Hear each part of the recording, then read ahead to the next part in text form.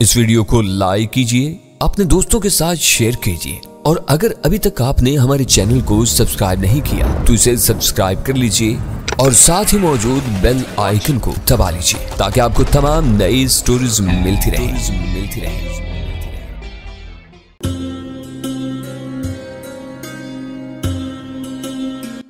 उससे कुछ पूछे बगैर मुझे अंदाजा हो गया था कि वो पैगाम जलाल का हो सकता था। ज़हमत के लिए मुआज़रत खा हूँ, मैं ये पैगाम पेचिंग सिस्टम पर नशर नहीं कर सकता था। मुझे हदायत की गई थी कि पैगाम ज़ाती तौर पर आप दोनों में से किसी तक पहुँचा दूँ। शायद वो गुफ्तगू त्यारे के ब्लैक बॉक्स के रिकॉर्ड का हिस्सा बन रही थी, इसलिए कप्तान ने इन फिक्रों की अदायगी जरूरी समझी थी।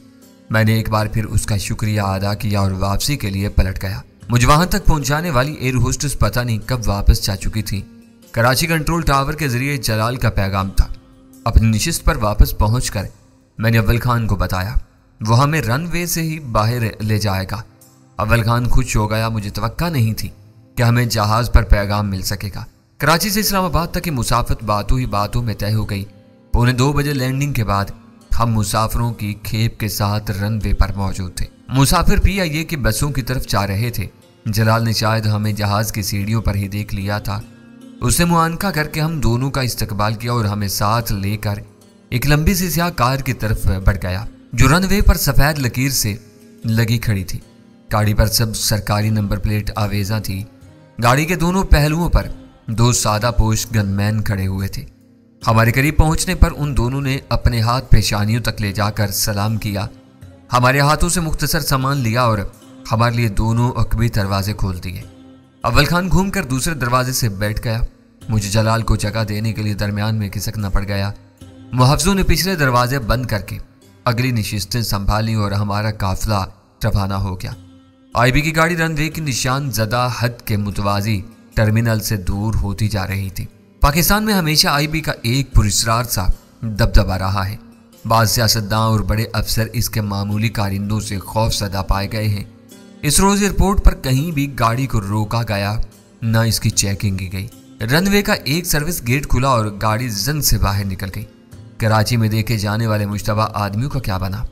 रस्मी मिजाज फुर्सी और मुआज़त के बाद जलाल ने खुद ही असल मौजू छेड़ दिया। मेरे आदमी उनके पीछे लगे हुए थे। मेरी परवाज़ के दौरान में क्या हुआ मुझे मालूम नहीं।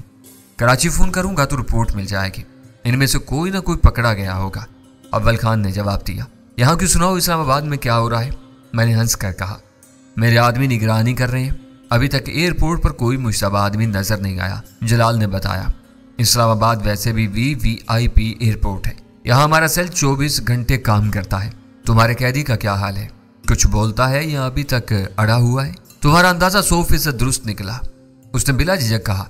पमोनी की लाश से लिपट कर किसी यतीम बच्चे की तरह ऐसी दिलदोज आवाजों में फूट फूट कर रोया है कि सब हिल कर रह गए। शाम ढले उसने अपनी बेटी की चिता को आग दिखाई थी। उसके बाद वो पुरस्कून मगर गुमसुम है।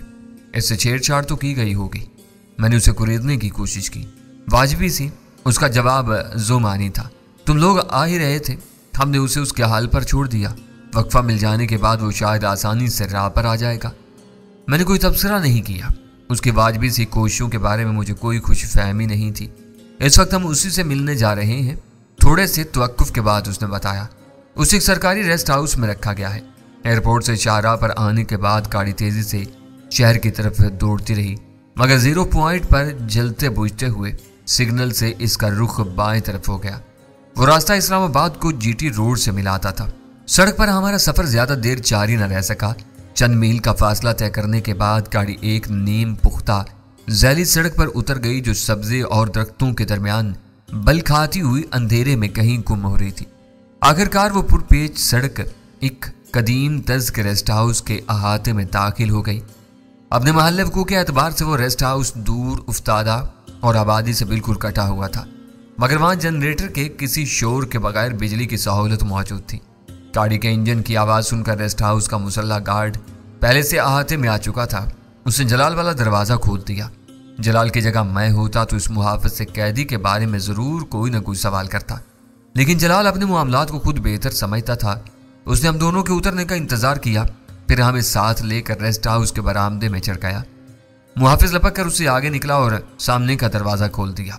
रेस्ट हाउस ज्यादा बड़ा नहीं था, बैठक नुमा इस कमरे के बाद एक चौड़ी राहदारी थी। वहां भी जलाल का एक आदमी मौजूद था। अपने अफसर को देखते ही उस शख्स ने खटका खोलकर एक दरवाजा अंदर धकेल दिया। पुख्ता फर्श पर हमारे कदमों की आहटें सुनकर पंडित मनोहर लाल पहले ही चौकन्ना हो चुका था और चारपाई से उठ गया था। इसका चेहरा कई जगह से जख्मी और फूल कर नीला हो रहा था। उसने फटी फटी और वीरान नजरों से हमारी तरफ देखा, लेकिन मुंह से कुछ नहीं बोला। तुम जुबान खोलोगे या अब भी कुछ मार सहने का हौसला बाकी है? जलाल ने उसे घूरते हुए सवाकी से पूछा। अपनी बेटी की चिता जलाने के बाद तुम्हें होश आ जाना चाहिए। वो कुछ नहीं बोला। वैसे ही सपाट नजरों से जलाल का चेहरा तकता रहा। ड्रामा कर रहे या हरामजादा?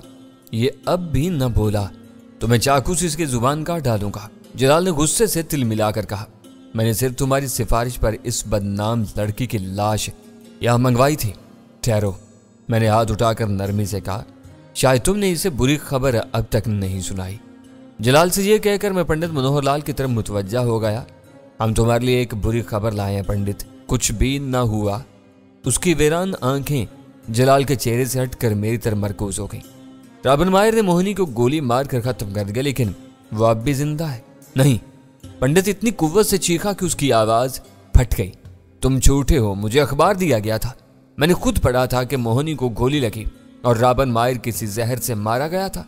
वो जिंदा नहीं हो सकता। मेरे फर्जी इंकशाफ ने उसे इतना शदीद ज़हनी झटका दिया था कि उसकी आंखों से झलकती हुई लाताल्लुकी यकायक खत्म हो गई थी। उसकी जगह नफरत की चिंगारियों ने ले ली थी। वो कोई खास जहर था। मैंने अपना लहजा नर्म और धीमा रखा। वो चंद घंटों के लिए बेहोश हुआ था। उसकी नब्ज बहुत सुस्त हो गई थी। चंद घंटों बाद वो उठ खड़ा हुआ। ये कब की बात है? उसने थकी हुई आवाज में पूछा। कल रात मोहिनी मारी गई थी और राबन जिंदा है। मुझे यकीन था कि जनून और दीवानगी के आलम में पंडित को जमाओ मकां का होश ही नहीं रहा होगा। वो भेड़िया है, भूख लगती है तो ये दरिंदे अपने ही किसी कमजोर साथी को फाड़ खाते हैं। वो मेरा दोस्त और हमदर्द था। मुझ पर बुरा वक्त आया तो उसने मेरी ही बेटी को गोली मार दी। वो रुक रुक कर गुस्सीली और रुंधी हुई आवाज में कह रहा था, उसे उसके अंजाम तक पहुंचाना चाहते हो तो तुम्हें एक मर्तबा फिर सब कुछ बताना होगा। नहीं नहीं, उसने मेरी बात काट दी। अब मुझसे कुछ मत पूछो। उसे मेरे सामने ले आओ, मैं अपने दांतों से उसका नरखरा चबा जाऊंगा। वो मर गया होता तो और बात थी। अब वो कानून की तहवील में है। उसे तुम्हारे रहमो करम पर नहीं छोड़ा जा सकता। तुम हमारी मदद करो, हम फांसी घाट पर उसकी गर्दन तोड़कर 1 फुट लंबी कर देंगे। राबन मायर के खिलाफ वो कराहता मेज इल्फाज पंडित के लिए आसूदगी का सबब बन गए। उसने मुठियां और आंखें भींचकर एक झुरझुरी सी ली, फिर आंखें खोलकर बोला, तुमने मुझे मोहिनी की चिता जलाने का मौका दिया। तुम कौल के पक्के हो। तुम जरूर उसकी गर्दन तोड़ दोगे। पूछो क्या पूछते हो। जलाल मेरे करीब से रकाया और तहय्युर ज़दा सरकशियाना आवाज में बोला, कहो तो मैं सबको बुला लूं। ऐसा न हो कि इस पर दोबारा खामोशी का दौरा पड़ जाए। ऐसा नहीं होगा। मैंने उसे यकीन दिलाया। ज़हनी झटका खाकर ये सदमे से निकल गया है। अब बोलता रहेगा। इस वक्त मुझे इससे 2-4 बातें कर लेने दो। मैं एक मरतबा फिर तुम्हारी यकीन दहानी पर भरोसा कर रहा हूं। उसने बेबसी से कहा। राबन मायर की बर्बादी और सजायाबी का तस्वुर इस वक्त पंडित मनोहर लाल के लिए सबसे ज्यादा मरगूब था। असल सवालों की तरफ आने से पहले मैंने चंद सानियों तक उसी मौजू को जारी रखने का फैसला करते हुए उससे पूछा, राबन मायर जैसे मोजी शख्स से तुम्हारी दोस्ती कैसे हुई? रुस्तम रुस्तम रुस्तम, उसने तकरार की। उसने अपने घर पर मुझे राबन से मिलवाया था। रुस्तम ईरान का दुश्मन था क्योंकि वहां बेहाइयों को कत्ल और बर्बाद किया गया। मैं पाकिस्तान का दुश्मन था क्योंकि इसके नाम पर लाखों हिंदू बेघर और ताराज हुए थे। मैं राबन से दोस्ती कर ली। वो एक नया सुराग था। रुस्तम कराची में बैठकर ईरान के खिलाफ अपना अनाद निकाल रहा था। उसके फोन नंबरों से ईरान में किए जाने वाले राब्ते यकीनन मजमूम मकासद के लिए थे। उसकी असल दुश्मनी ईरान से थी। उसने सेहूनियों की मदद के लिए वहां बड़ा नेटवर्क कायम किया हुआ था। कराची में रहकर पाकिस्तान के खिलाफ बराह रास्त काम करना उसकी अपनी सलामती के लिए खतरनाक था, जबकि राबन का हदफ पाकिस्तान भी था। रुस्तम ने नहायत मक्कारी से काम लेते हुए राबन मायर और पंडित मनोहर लाल को मिलवा दिया। ईरान और पाकिस्तान के खिलाफ काम करने के एवज तुम्हें राबन से क्या मिलता था? वह मलऊन यहूदी किसी को क्या दे सकता था? बस चंद सहूलतें थीं। पंडित ने रुक रुक कर कहा, सारा खर्च हम दोनों उठाते थे अपने अपने इंतकाम के लिए। किसी मुल्क से इंतकाम लेने के लिए 2-3 आदमी काफी नहीं होते। मैंने रसानियत से कहा, 3 तनख्वाहदारों के अलावा और कौन कौन तुम्हारा साथ देता था? وہ ہذیانی انداز میں ہنسا۔ میں کس کس کا نام لوں؟ سب میرے دوست ہیں، کوئی میری دوستی میں اور کوئی اس ملک کی دشمنی میں جانے یا انجانے میری مدد کرتا رہتا تھا۔ کیا ان میں اوبرائن ڈیسنٹ بھی شامل تھا؟ میں نے محتاط لہجے میں پوچھا۔ وہ خود کو نئے ایشیا کا افلاطون کہتا تھا۔ اونچے حلقوں میں بیٹھ کر دوسروں کی کامیابیوں کو اپنے سر منڈ لینا اس کی قابل نفرت عادت تھی۔ وہ مجھے اور رستم کو بھی اپنا تابع بنانا چاہتا تھا۔ رستم کسی سے دبنے یا ڈرنے والا آدمی نہیں تھا، وہ اوبرائن سے نفرت کرتا تھا۔ تمہیں اوبرائن کے انجام کے بارے میں کچھ معلوم ہے؟ میں نے اس سے سوال کیا۔ اس نے اپنے سر کو اسبات میں جنبش دی اور کہا، اچھے لوگوں کو سب بھول جاتے ہیں مگر بروں پر ہر ایک نظر رکھتا ہے۔ وہ نئی دہلی کے کسی حادثے میں کتے کی طرح مارا گیا تھا۔ تمہیں رستم کے اصل کاروبار کا بھی علم ہوگا۔ ایسا تو نہیں کہ رستم ہی نے اسے مروا دیا ہو؟ مجھے پتا نہیں مگر میں 2 باتیں ضرور جانتا ہوں۔ پنڈت اپنی بگڑی ہوئی حالت پر تیزی سے قابو پا رہا تھا۔ اس نے اپنی بات جاری رکھتے ہوئے کہا، وہ اونٹ کی طرح پکا کینہ پرور تھا اور اوبرائن کی موت پر اس نے کھل کر اپنی خوشی کا اظہار کیا تھا۔ اس کے ہاتھ بہت لمبے تھے، وہ کچھ بھی کر سکتا تھا۔ رستم اور پنڈت نفرتوں کے سوداگر تھے۔ وہ بھاری مالی خسارہ اٹھانے کے باوجود 2 ملکوں کے خلاف اپنا اپنا بغض نکال رہے تھے۔ رابن مائر مفت میں ان سے فیض حاصل کر رہا تھا۔ اس پورے کھیل میں میرے لیے سب سے بڑی الجھن یہ اٹھ کھڑی ہوئی تھی کہ جب رستم اور اوبرائن کے مشن یکساں تھے تو رستم نے سب کچھ جانتے بوجھتے ہوئے بھی 10 لاکھ روپے کے عوض اسے ٹھکانے کیوں لگا دیا تھا؟ پنڈت منوہر لال کی قوت گویائی بحال ہوتے ہی مجھے اس سوال کا مثبت جواب مل گیا تھا۔ اسے اوبرائن سے نفرت ضرور تھی مگر وہ اس کے قتل کے بارے میں نہیں سوچ سکا تھا۔ ملک ممتاز نے اس کام کے لیے اسے اعتماد میں لیا تو اس نے اس سودے کو عام کے عام گٹھلیوں کے دام سمجھ کر بے چو چرا قبول کر لیا۔ قتل نئی دہلی میں ہوا، اس لیے رستم کی ذات ہر شک و شبہ سے بالا رہی۔ اس کو ایک دشمن سے نجات مل گئی اور اس کام کے 10 لاکھ بھی ڈالروں کی صورت میں مل گئے۔ رستم کے اس سودے میں نفع ہی نفع نظر آیا تھا۔ وہ سوچ بھی نہیں سکتا تھا کہ ملک ممتاز سے 10 لاکھ لے کر وہ اسے اپنی جان کا سودا کر رہا تھا۔ پنڈت سے جو نئی باتیں معلوم ہوئی تھیں وہ اپنے نواسے کے بارے میں رستم کی گہری فکر مندی کے اسباب بھی مہیا کرتی تھی۔ رستم ایرانی نژاد تھا، وہ خود وہاں سے بھاگ آیا تھا، لیکن اس کی موت کے بعد پاکستان میں حالات موافق نہ ہوتے تو اس کے خاندان کے باقی ماندہ افراد ایران کی طرف کوچ کر سکتے تھے۔ بے یار و مددگار عورتوں کو شاید ایران میں پناہ مل جاتی، لیکن رستم کے اکلوتے وارث کے لیے وہاں کوئی جگہ نہ ہوتی۔ رستم کے دل میں چور تھا، اسے اچھی طرح معلوم تھا کہ بسیرا پر آپریشن کے بعد رفتہ رفتہ ساری حقیقتوں پر سے پردہ اٹھتا چلا جائے گا۔ دنیا کو یہ بھی معلوم ہو جائے گا کہ وہ ایران کے خلاف تعصب پرست یہودی مفادات کی پاسبانی کرتا رہا تھا۔ اس کے نواسے کو وہاں جگہ مل بھی جاتی تو وہ ذلت، رسوائی اور غداری کے الزامات سے ہمیشہ سرنگوں رہتا، کبھی جاہو چشم کی زندگی نہیں گزار سکتا تھا۔ کینہ پرور رستم حساب کتاب اور جوڑ توڑ میں بہت طاقت تھا۔ اپنی زندگی کے آخری لمحات میں اس نے جو فیصلہ کیا وہ شاید اس کی زندگی کا بہترین فیصلہ تھا۔ رستم براہ راست ایران کے معاملات دیکھتا تھا، تم پاکستان کے نگران تھے، مگر تم رستم ہی کو جواب دیتے۔ وہ تمہاری اطلاعات اور رپورٹیں رابن مائر کے ذریعے تل ابیب پہنچاتا تھا۔ میں نے پوچھا، تم رستم کے پیچھے کیوں پڑ گئے ہو؟ پنڈت جھلا کر بولا، سب کچھ سمجھ لینے کے باوجود مجھ سے اسی کے بارے میں پوچھے جا رہے ہو۔ وہ مر گیا، اس کا قصہ اس کے ساتھ ختم ہو گیا۔ مجھے رابن مائر کی بات کرو، آستین کے اس موذی سانپ کی جو ابھی تک زندہ ہے۔ جب تم رستم کو جواب دے تھے تو رابن کو براہ راست فون کیوں کرتے تھے؟ وہ فون اور فیکس ذاتی کاموں کے لیے ہوتے تھے۔ میں نے تم کو بتایا نا کہ ہمیں اس سے صرف کچھ مراحت ملی ہوئی تھی، اس کے ذریعے ہم کسی کو بھی امریکہ کا کوئی ویزا دلوا سکتے تھے، وہاں کے تعلیمی اداروں میں داخلے آسانی سے مل جاتے تھے۔ ان احسانوں کے بدلے میں اس کے لیے معلومات حاصل کیا کرتا تھا۔ مجھے کیا خبر تھی کہ مجھے اتنی بے رحمی سے استعمال کرنے کے بعد وہ یوں میرا سینہ چھلنی کر دے گا۔ روپوش ہونے کے بعد بھی تم نے اس سے بات نہیں کی۔ میرے پاس رابن مائر کے بارے میں سوالات کی کوئی کمی نہیں تھی اور وہ سلسلہ معلومات افزا تھا۔ رستم کے گھر سے میں نے 2 بار اس سے بات کی۔ وہ مجھے تسلیاں دیتا رہا کہ کوئی نقصان ہونے سے پہلے وہ مجھے اور موہنی کو پاکستان سے نکال لے جائے گا۔ تم نے پاکستان کے دفاعی راز بھی رابن مائر کو فراہم کیے تھے۔ اسے دونوں ہاتھوں سے بے ساختہ اپنے کان پکڑ لیے، بس اسی بات پر وہ ناراض رہتا تھا۔ میں ایسے معاملوں میں ہاتھ ڈالنے والوں کی کئی لرزہ خیز کہانیاں سن چکا تھا۔ میں نے ادھر کا رخ نہیں کیا تھا، وقت مل جاتا تو شاید میں اس کے دباؤ سے مجبور ہو کر ادھر بھی چل پڑتا۔ ابھی تک میرے ہاتھ صاف ہیں۔ مجھے ان لوگوں کے نام درکار ہیں جو بڑے سرکاری عہدوں پر ہیں اور ویزوں یا داخلوں کے لیے تمہارے احسان مند ہیں۔ تم نے کچھ نہ بتایا تو ہمیں رستم کے گھر سے ریکارڈ مل جائے گا۔ رستم کے گھر سے بے اندازہ دولت کے سوا تم کو کوئی غیر قانونی چیز نہیں ملے گی۔ وہ ہر کاغذ جلا کر تلف کرتا تھا، سارے کام اور حساب اس کی یادداشت میں محفوظ رہتے تھے۔ رستم کے قصیدے مت سناؤ۔ راون کو پھانسی کے پھندے پر لٹکانے کے لیے مجھے چند اہم ناموں کی ضرورت ہے، ایسے نام جن کے لیے راون نے کبھی کوئی سفارش کی ہو۔ کل تک یہ نام مل جانے چاہیے۔ ٹھیک ہے، میں یاد کرنے کی کوشش کروں گا۔ اس نے بے بسی سے سر جھکا لیا۔ میں واپسی کے لیے پلٹ گیا۔ میرے ساتھ وہ دونوں بھی دروازے کی طرف ہو لیے۔ بیٹھک نما کمرے میں پہنچتے ہی جلال جذبات سے مغلوب ہو کر مجھ سے بغل کی روکا۔ تم نے بہت بڑی مشکل آسان کر دی۔ تمہارا چلایا ہوا تیر صحیح نشانے پر لگا ہے۔ اس سے آج نئی باتیں ہوئی ہیں، کاش کل اسے یہ سب اسی طرح یاد آ سکے۔ اول خان نے حسرت سے کہا، اس نے آج خود کچھ نہیں بتایا۔ جلال نے کہا، تب ڈینی کے سوالوں کے جواب تھے۔ ایسے ضدی مجرموں سے کچھ اکلوانے کے لیے خاص طور پر ایک ڈھب کے سوالات ضروری ہوتے ہیں۔ ڈینی نے آج یہ کام بہت خوب اچھے طریقے سے انجام دیا ہے۔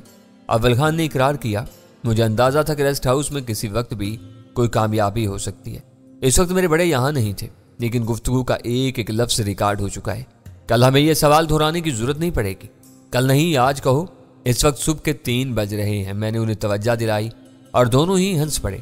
تمہیں ایک دم راون مائر کے مردے کو زندہ کرنے کا خیال کیسے آ گیا؟ گاڑی میں واپسی کا سفر شروع ہونے کے بعد جلال کو وہ سوال یاد آ گیا۔ اس کی آواز تعجب امیز تھی۔ کراچی میں بیٹھ کر میں اس بارے میں سوچ بھی نہیں سکتا تھا۔ میں نے کہا، یہ میرے مشاہدے کا نتیجہ تھا۔ میں نے اسے دیکھ کر اندازہ لگا لیا کہ وہ شدید صدماتی کیفیت کا شکار ہے۔ وہ اپنی بیٹی کی لاش دیکھ چکا تھا۔ اسے راون کے قتل کے بارے میں بھی معلوم تھا، مگر لاش اس کی نظروں سے نہیں گزری تھی۔ اسے جھنجھوڑنے کی ایک ہی ترکیب ہو سکتی تھی کہ اسے بیٹی کے خون کے انتقام کی ضرورت کا احساس دلایا جائے۔ یہ حربہ کام کر گیا۔ میں آخر تک اندازہ نہیں لگا سکتا تھا کہ تم اسے کون سی بری خبر سنانے والے ہو، جلال بولا۔ اس کے بے ساختہ رد عمل پر میں پل بھر کے لیے ہل کر رہ گیا تھا۔ تم نے یہ بھی نوٹ کیا ہوگا کہ اس کے ہاتھوں موہنی کی آخری رسوم کی ادائیگی اس کے ذہن پر نقش تھی۔ اسے قابو میں رکھنے کے لیے اقدام ناگزیر تھا۔ اول خان نے کہا۔ رحمان اس مشق سے متفق نہیں تھا۔ جلال نے اپنے ساتھی کی غیر موجودگی سے فائدہ اٹھاتے ہوئے کہا، مگر میں بند گلی میں پھنسا ہوا تھا۔ اس کی افادیت کا یقین نہ ہونے کے باوجود میں نے محض اس لیے لاش کی فوری منتقلی کا فیصلہ کر لیا کہ یہ تم دونوں کا مشترک کا مشورہ تھا۔ بعض اوقات بہت چھوٹی چھوٹی باتیں دور رس نتائج کی حامل ہوتی ہیں۔ میں نے کہا، پنڈت سے بات کرتے ہوئے تم نے اس کی تازہ ترین فون کالز کا ذکر بھی چھیڑا تھا۔ کیا تم نے محکمے سے اس بارے میں کچھ کوائف حاصل کر لی ہیں؟ جلال نے جاننا چاہا۔ پنڈت اور رستم کی 3 ماہ کی بلنگ کی مکمل تفصیل موجود ہے۔ میں نے اسے آگاہ کیا، کراچی سے واشنگٹن ڈی سی کا ڈائلنگ کوڈ 001202 ہے۔ دونوں کے بلوں میں اس کوڈ کے ساتھ 2 نمبر موجود ہیں۔ یقینی طور پر وہ راون مائر ہی کے نمبر ہو سکتے ہیں، اور رستم کے نمبروں سے ایران کے لیے متعدد کالز کی جاتی رہی ہیں۔ ان میں سے بعض کا دورانیہ 10-15 منٹ سے بھی زیادہ ہے۔ اول خان نے میرے خاموش ہوتے ہی لقمہ دیا۔ وہ تفصیلات تم اپنے ساتھ لائے ہو؟ اس نے تجسس سے پوچھا۔ کیوں؟ میں نے چونکنی کی اداکاری کرتے ہوئے چپتا ہوا سوال کیا۔ کیا تمہیں وہ ریکارڈ نہیں مل سکا؟ کل ہی تو بات ہوئی تھی۔ اس کے لہجے میں ہلکی سی خفت تھی۔ PIA سے آنے والی ڈاک ارجنٹ ہونے کے باوجود کبھی کبھی دیر سے ملتی ہے۔ ہو سکتا ہے کہ کراچی سے پیکٹ روانہ کر دیا گیا ہو اور وہ راستے میں ہو۔ وہ نقلیں مل سکیں تو آج کئی مرحلے سر ہو جائیں گے۔ بلوں کا لفافہ میرے بریف کیس میں موجود ہے۔ اول خان نے اسے دلاسا دیا۔ اترتے ہوئے میں وہ تمہیں دے دوں گا۔ آج بہت سے چشم کشا حقائق سامنے آئے ہیں جو ٹیپ کر لیے گئے ہیں۔ وہ بل ان کی تصدیق کریں گے۔ میں چاہتا ہوں کہ ہمارے اوپر آیا ہوا سفارتی دباؤ جلد از جلد ختم ہو جائے۔ ہو سکتا ہے کہ اتنا مواد سامنے آ جانے کے بعد ہمارے DG امریکیوں سے ملاقات کا فیصلہ کر لیں۔ میرا خیال ہے کہ تمہارے ڈائریکٹر جنرل سمیت کوئی بھی حکومتی عہدیدار براہ راست غیر ملکی سفارتی افسروں سے نہیں مل سکتا۔ کیا یہ بندوبست آج ہی ہو جائے گا؟ میں نے پوچھا۔ ایسے معاملات میں دفتر خارجہ رابطے کا کام کرتا ہے۔ یہ معاملہ اس قدر اہم ہے کہ وہ لوگ کسی تاخیر کے بغیر میٹنگ طے کر لیں گے۔ امریکی بھی ہمارا موقف جاننے کے لیے سخت مضطرب ہیں۔ ان کا اضطراب قابل فہم ہے۔ راون مائر کی موت نے انہیں بہت نازک امتحان میں ڈال دیا ہے۔ ظاہری شواہد اس کے خلاف ہیں۔ وہ جاننا چاہیں گے کہ ہمارے پاس اور کیا مواد ہے۔ پنڈت نے اپنی خاموشی ختم کر دی ہے۔ اگر بیان کا دوسرا حصہ سننے سے پہلے اسے کسی بہتر مقام پر منتقل کر دیا جائے تو وہ بالکل ہی رام ہو سکتا ہے۔ چند ثانیوں کے توقف کے بعد اول خان نے زبان کھولی۔